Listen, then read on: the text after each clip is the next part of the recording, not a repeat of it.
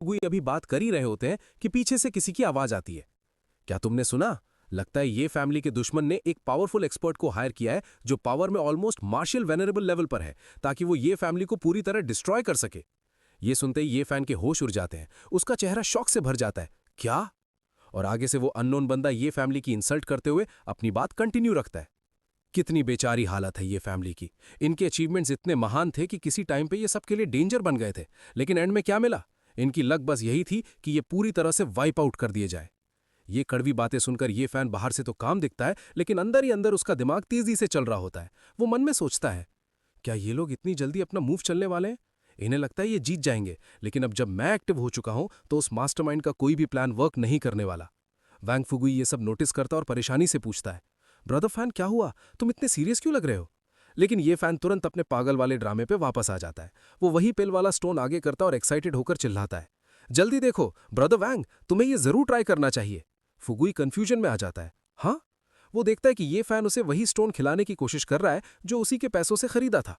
फुगुई घबराते हुए कहता है, ब्रदर फैन ये एक स्टोन है, ये कोई कैंडी नहीं है जो मैं इसे खा लूं। मैं इसे नहीं खा सकता ब्रदर। पर यह फैन कहां सुनने वाला था। वो बच्चों जैसी जिद करने लगता है, तुम्हें यह खाना ही होगा, अभी के अभी खाओ इसे।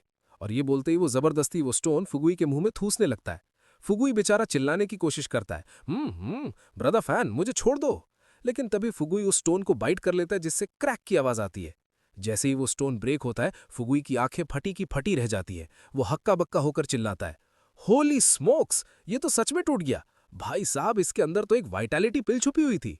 फुगुई उस पिल को हाथ में लेकर उसकी पावर फील करता है और शॉक में बोलता है, इस पिल के साथ ग्रैंड मास्टर रेल्म में ब्रेक थ्रू करने के चांसेस 70% बढ़ गए हैं और मार्शल वेनरेबल रेल्म तक पहुंचने के चांसेस भी सीधा 50% इंक्रीज हो गए हैं। वो हैरानी से ये फैन को देखता है, लेकिन इतनी महंगी पिल एक मामूली स्टोन के अंदर कैसे हाइड हो सकती है? ये फैन वहां साइड में खड़ा होकर ऐसे नाटक करता है जैसे उसे कुछ पता ही ना हो। वो बोर होने की एक्टिंग करते हुए कहता है, कितना बोरिंग है यार, मुझे तो खाने के लिए कुछ टेस्टी मिला ही नहीं। फुगुई उसे डाउट की नजरों से देखता है, ब्रदर फैन तुम सच में? उसे लगने लगता है कि शायद ये फैन ड्रामा कर रहा है, लेकिन तभी ये फैन का फोन बजता है। ये फैन फोन उठाता है। हेलो, कौन बोल रहा है? दूसरी तरफ से शाओ हाउ की आवाज आती है, डिवाइन डॉक्टर ये मैं हूं। मैं आपसे किसी को मिलवाना चाहता हूं, क्या आप अभी फ्री हैं? ये फैन मन में सोचता है, ये शाओ हाउ है, इसे मेरी असली सिचुएशन पता है। अगर ये मुझे किसी से मिलवाना चाहता है तो वो इंसान पक्का कोई बहुत इंपॉर्टेंट बंदा होगा। बाहर से वो बच्चों की तरह हैप्पी होकर चिल्लाता है, ये वैसे भी मुझे भूख लगी थी। सीन शिफ्ट होता है हाफ आवर बाद रॉयल ग्रैंड होटल में। इधर आते ही ये फैन और वैम फुगुई सीट पर बैठ जाते हैं और साथ में स्या हाउ भी बैठा होता है। तभी ये फैन एक्साइटेडली चिल्लाता है, ये चलो खाना खाते हैं। और ये देख के फुगुई कहता है, ब्रदर फैन। और तभी स्या हाउ जिन बंदों के साथ मिलाने वाला था उनसे इंट्रोड्यूस करवाता है, यंग मास्टर ये मैं इनसे मिलवाता हूँ। ये दोनों स्या फैमिली के खास मेंबर्स हैं। और वो इंट्रोडक्शन दे रहा होता है, लेकिन इधर ये फैन ने ऑलरेडी खाना शुरू कर दिया होता है। वो मुंह भर के बोलता है, ये वाला तो बड़ा टेस्टी है। स्या हाउ एक आदमी की तरफ इशारा करता है, ये ली हु है। अगर कभी भी आपको ऐसे काम में मदद चाहिए जो डार्क में रखना बेहतर हो तो इनसे कांटेक्ट कीजिए। आगे हमें पता चलता है कि लीहू कोई मामूली आदमी नहीं, बल्कि यून सिटी के अंडरवर्ल्ड का गॉड फादर है। लीहू रिस्पेक्ट से ग्रीट करता है और कहता है, लीहू का यंग मास्टर ये को सलाम। आज से आपका हर कमांड मेरे लिए आदेश है। इसके बाद स्या हाउ दूसरे पर्सन की तरफ इशारा करता है, ये सुन चियान है, यून सिटी के गवर्नर जनरल। ऑफिशियल और गवर्नमेंट मैटर्स को इनसे बेहतर कोई नहीं समझता। सुन चियान भी फुल रिस्पेक्ट के साथ कहता है, अगर यंग मास्टर ये को कभी भी मेरी ज़रूरत पड़ी तो मैं सुन चियान बिना सोचे अपना सब कुछ लगा दूंगा। माहौल थोड़ा सीरियस होता है, लेकिन तभी ये फैन जोर से हंसता है, हा अंकल स्या, आपको पता है फुगुई ने आज एक स्टोन खाया, सचमुच। स्या हाउ ऑकवर्ड होके हंसता है, हा। लेकिन सुन चियान जो कि एक क्लेवर गवर्नर है, वो साइलेंट होकर ये फैन को ऑब्जर्व करता है। वो मन में सोचता है, ये फैमिली का ये यंग मास्टर तो पूरा स्टूपिड बन चुका है, फिर भी मिस्टर स्या इसे इतनी इज्जत दे रहे हैं। ये मामला उतना सीधा नहीं है जितना दिख रहा है। लगता है मुझे ये फैमिली को फिर से जज करना पड़ेगा। फुगुई बात संभालते हुए कहता है, मिस्टर स्या, मेरे ब्रदर अभी पूरी तरह ठीक नहीं हुए हैं, लेकिन इनकी तरफ से मैं आपका ये फेवर याद रखूंगा। अगर ब्रदर को कभी जरूरत पड़ी तो मैं इन दोनों जेंटलमैन से मदद जरूर मांगूंगा। स्याहा मुस्कुराता है, हा बहुत बढ़िया। तभी फुगुई ये फैन का मुंह साफ करते हुए बोलता है, ब्रदर फैन रुको, मैं तुम्हारा मुंह साफ कर देता हूँ। ये फैन अभी भी खाने में लगा हुआ कहता है, मुझे वो वाला भी खाना है। अचानक लीहू के फोन पर एक मैसेज आता है और उसका मूड खराब हो जाता है। वो घबरा के बोलता है, यंग मास्टर ये प्रेसिडेंट सिया, गड़बड़ हो गई है। मेरे आदमी ने अभी खबर दी है कि वू लाओ लैंग ने अपनी पूरी गैंग को बुला लिया है।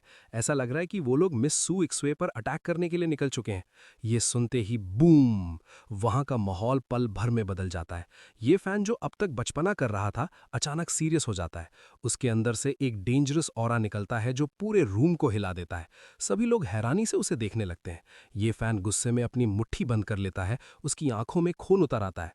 वो कमीने, उनकी हिम्मत कैसे हुई मेरी औरत को हाथ लगाने की। ये देख के फुगुई की भी हालत खराब हो जाती है। वो मन में सोचता है, क्या ब्रदर फैन अभी भी ड्रामा कर रहे हैं? लेकिन ये पावर, ये तो हद से ज्यादा है। वो डर के मारे बस धीरे से बोल पाता है, ब्रदर फैन। तभी ये फैन को रियलाइज होता है कि वो कैरेक्टर से बाहर आ गया है।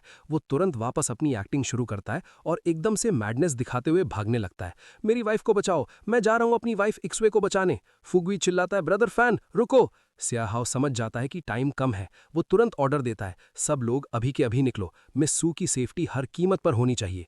ये बात सुन के सभी एक साथ कहते हैं, यस सर। सीन शिफ्ट होता है सू यक्षुए की तरफ, जहां सड़क पर मौत का खेल चल रहा था।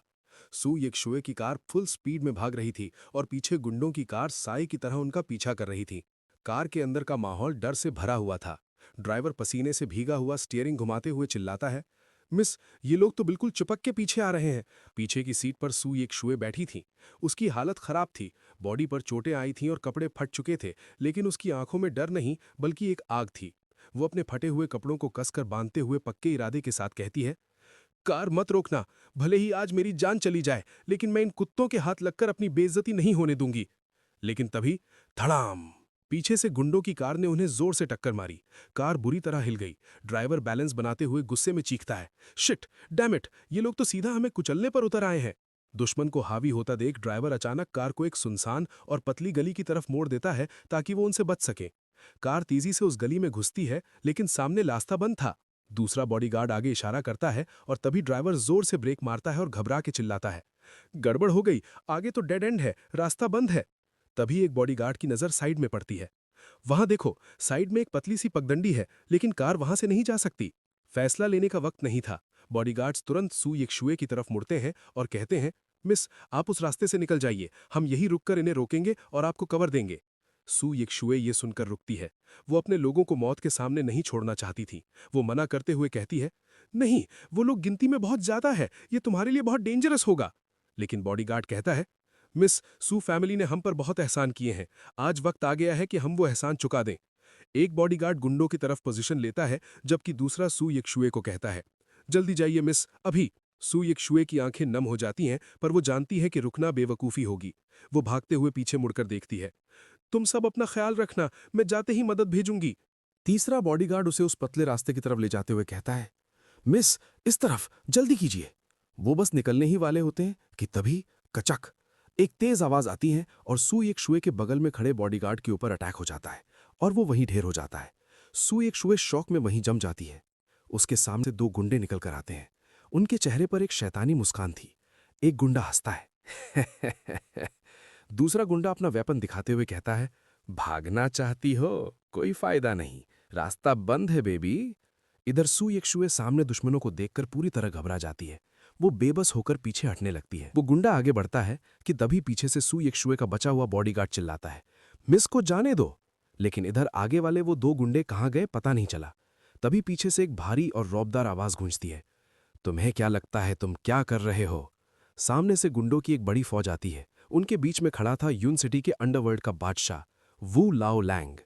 वो गुस्से में अपने आदमियों पर चिल्लाता है, सिर्फ 3 लोग हैं और तुम इतने सारे होकर भी इन्हें अब तक खत्म नहीं कर पाए? टाइम वेस्ट करना बंद करो, सब एक साथ हमला करो। वू लाओ लैंग का ऑर्डर मिलते ही सारे गुंडे बचे हुए बॉडीगार्ड्स पर टूट पड़ते हैं और उन्हें जमीन पर दबा देते हैं। अब सू यक्षुए बिल्कुल अकेली पड़ गई थी। वू लाओ लैंग धीरे धीरे चलता हुआ सू यक्षुए के पास आता है। उसकी आंखों में हवस और दरिंदगी थी। वो कहता है, मिस सू, तड़पना बंद करो। अगर तुम राजी खुशी मेरे साथ थोड़ा मजा करोगी तो मैं तुम्हें कम से कम एक आसान मौत तो दे ही दूंगा। उसका एक चेला कंफ्यूजन में पूछता है, बॉस, ऊपर से तो ऑर्डर आया था कि इस औरत को जान से मार देला है। वू लाओ लैंग एक गंदी हंसी के साथ जवाब देता है,